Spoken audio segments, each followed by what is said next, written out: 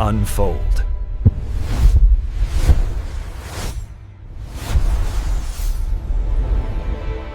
혹시 존 로크라는 철학자 들어보셨어요?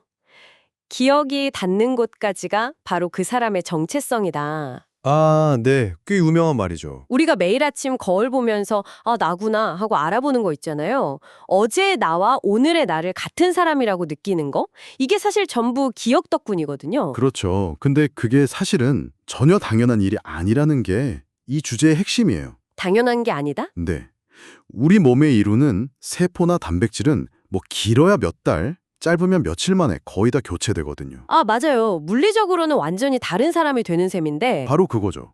그런데 어떻게 50년 전의 나랑 지금의 나가 같은 사람일 수 있을까요? 이게 바로 고대의 그 테세우스의 배, 역설하고 똑같은 질문인 거예요. 아, 테세우스의 배. 배에 낡은 나무 판자를 하나씩 계속 바꾸다 보면 나중엔 원래 판자가 하나도 안 남게 되는. 맞아요. 그럼 그 배는 과연 여전히 테세우스의 배인가? 그 질문인 거죠. 바로 그 철학적인 질문에 대해서 오늘 우리가 함께 살펴볼 자료들이 아주 구체적인 신경과학의 답변들을 담고 있습니다. 기억이 단순히 과거 창고가 아니라 오히려 미래를 시뮬레이션하는 예언자 같다는 그런 이야기들이죠. 그리고 그 이야기의 정말 한가운데에 헤마라는 작은 기관이 있습니다. 뇌 깊숙한 곳에요. 해마요? 네. 재밌는 게 고대 로마인들이 썼던 기억의 궁전 암기법 있잖아요. 아, 네네. 그게 바로 이 헤마의 작동 원리를 정말 기가 막히게 이용한 거였어요. 정보를 어떤 공간, 궁전의 방 안에 배치할 때 기억이 제일 잘 된다는 걸 알았던 거죠. 오늘 그 원리부터 한번 풀어보겠습니다. 좋습니다. 그럼 먼저 우리 뇌가 세상을 어떻게 지도로 그리는지 그 근본 메커니즘부터 시작해보죠. 우리의 뇌 속에 GPS가 있다는 거. 이게 2014년 노벨상 주제이기도 했잖아요. 바로 장소세포랑 격자세포 이야기입니다. 네. 아주 간단히 말하면 장소세포는 특정 장소에서만 반짝하고 켜지는 뭐랄까 작은 전구 같은 거예요. 아, 그럼 예를 들어 지금 이 스튜디오의 특정 지점에만 반응하는 세포가 따로 있다는 건가요? 정확합니다. 제 부엌, 제 사무실 책상 이런 식으로 장소마다 전담 뉴런이 있는 거죠. 와, 근데 그것만으로는 지도를 만들 수는 없겠죠. 장소들 사이의 거리나 방향 이런 걸 알아야 하니까요. 그렇죠. 좌표가 있어야죠. 그 역할을 하는 게 바로 격자세포입니다. 이 세포들이 뇌 속에다가 보이지 않는 모는 종이를 쫙 깔아주는 것과 같아요. 뭐는 종이요? 육각형 격자무늬 패턴으로 규칙적으로 발화하면서 일종의 좌표계를 만들어주는 거죠. 그래서 장소세포라는 압정을 격자세포라는 지도 위에 탁 꽂으면 비로소 인지지도가 완성되는 겁니다. 와, 뇌 안에 모는 종이랑 압정이라니 비유가 정말 확 와닿네요. 근데 제가 자료 보면서 진짜 소름 돋았던 게 뭐냐면요. 뇌가 이 시스템을 다른 데다 재활용한다는 점이었어요. 바로 그겁니다. 그게 핵심이에요. 단순히 길 찾는 데만 쓰는 게 아니라는 거잖아요. 그렇죠. 뇌는 한 번 만든 좋은 시스템은 어떻게든 다른 문제 푸는 데 써먹으려고 하거든요.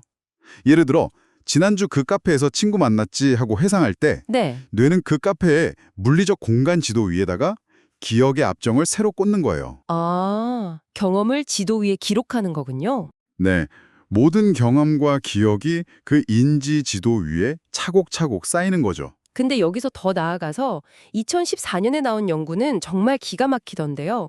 새의 목 길이나 다리 길이 같은 이런 추상적인 개념 정보까지 2차원 공간 좌표처럼 매핑한다고요. 맞습니다. 이건 마치 뇌가 모든 종류의 정보를 일종의 공간 데이터로 바꿔서 처리한다는 뜻이거든요. 와, 결국 나라는 존재의 서사, 즉 자전적 기억이라는 건 뇌가 만든 이 거대한 시공간 지도 위를 항해해온 하나의 항해 일지 같은 거라고 볼 수 있는 거죠. 알겠습니다. 공간은 그렇게 만들어진다고 치고요. 그럼 시간은요? 기억은 어디서뿐만 아니라 언제, 어떤 순서로 일어났는지가 정말 중요하잖아요. 좋은 질문입니다. 그 영화 편집은 바로 시간세포가 담당합니다. 시간세포요? 네, 마치 영화 필름의 프레임처럼 어떤 경험이 진행되는 동안 시간세포들이 순서대로 착, 착, 착 하고 켜지면서 사건의 순서를 기록해요. 아, 순서대로. 그리고 세타 진동이라는 뇌파가 있는데 이걸 배경음악이라고 생각하시면 쉬워요. 이 리듬에 맞춰서 기억의 조각들이 하나의 이야기처럼 쫙 엮이는 겁니다. 이 리듬이 깨지면 기억도 뒤죽박죽이 되는 거고요. 자, 그럼 이 정교한 기억 시스템이 만약에 망가진다면 나라는 존재에게는 대체 무슨 일이 벌어질까요? 신경과학 역사상 가장 유명한 두 환자의 사례가 있잖아요. HM하고 클라이브 웨어링. 네, HM은 1953년에 뇌전증 치료를 위해서 해마를 절제하는 수술을 받았거든요. 네, 그 수술 이후로. 새로운 기억을 전혀 만들지 못하게 된 거죠.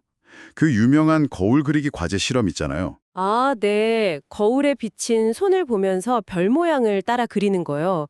그는 매일 아침 그걸 하면서 이거 처음 해보는데요 라고 말했다고 하죠. 맞아요. 매일이 첫 시도였던 거예요. 그런데 놀라운 건 그림 실력은 계속 늘었다는 점입니다. 와, 이게 뭘 보여주냐면 HM의 이야기하는 자아랑 행동하는 자아가 분리되었다는 거예요. 아, 분리요? 네.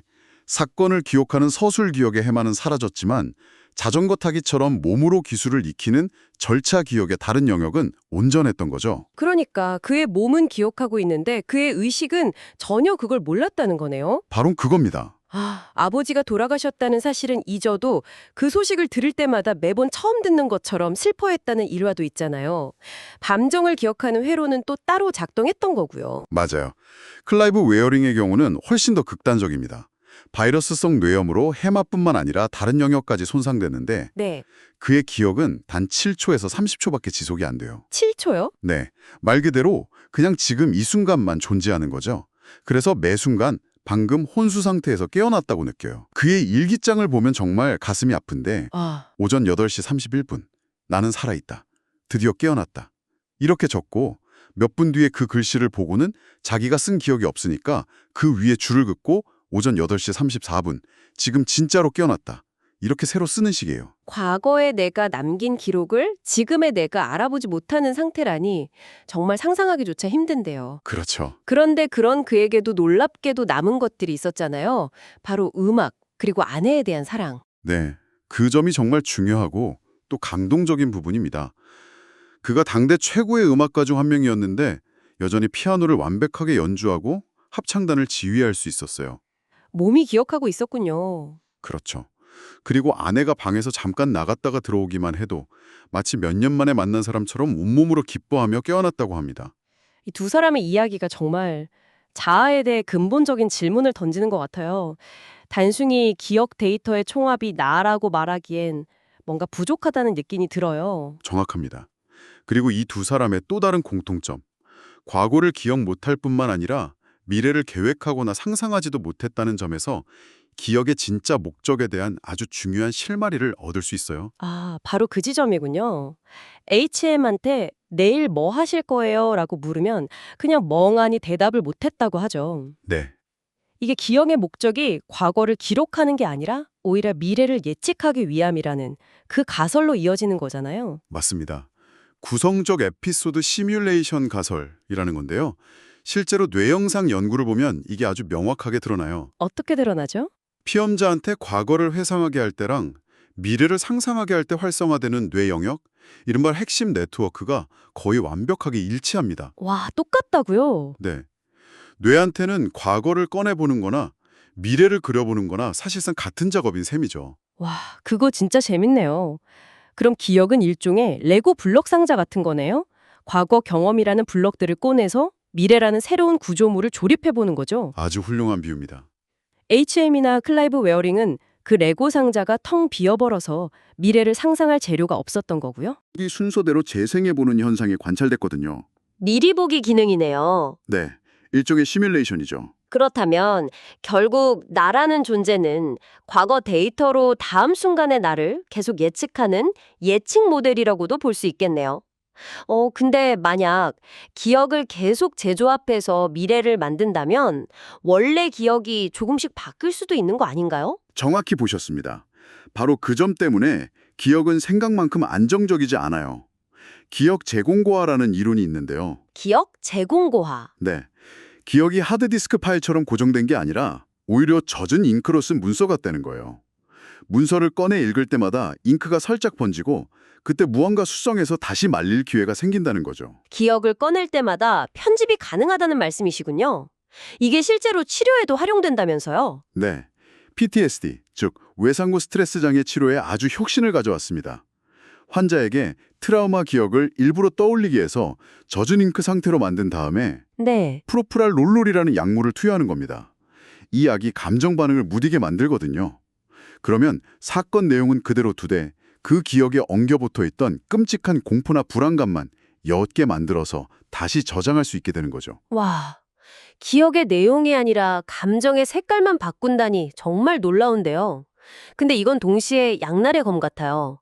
누군가 악의적으로 조작할 수도 있다는 뜻이잖아요. 맞습니다. 그대 바로 우리가 마주한 현실입니다.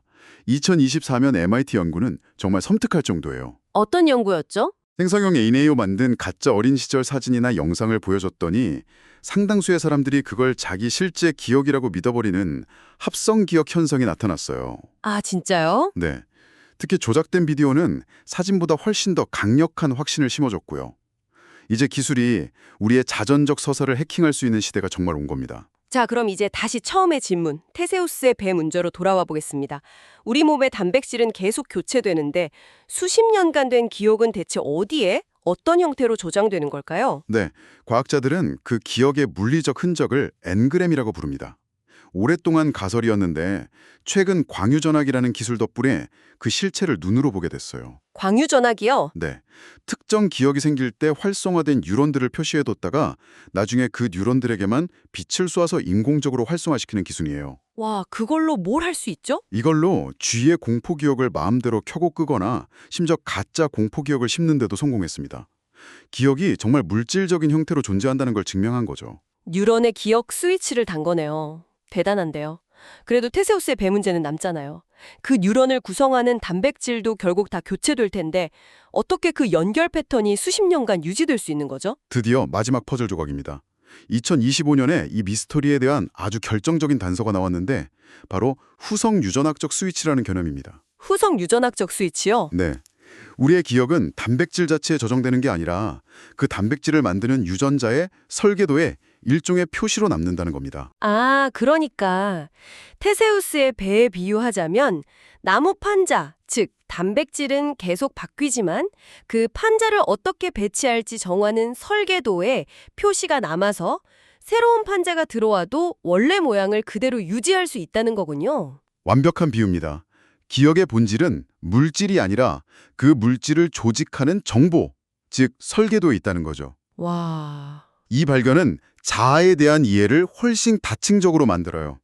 HM처럼 서사적 자아가 무너져도 지금 여기에 존재하는 최소한의 자아나 몸이 기억하는 절차적 자아는 남을 수 있다는 걸 설명해 주거든요. 우리는 단 하나의 나가 아니라 여러 나들의 연합체의 인셈이네요. 맞습니다. 더 나아가서 어쩌면 나는 내 뇌 속에만 있는 게 아닐 수도 있겠다는 생각도 들어요.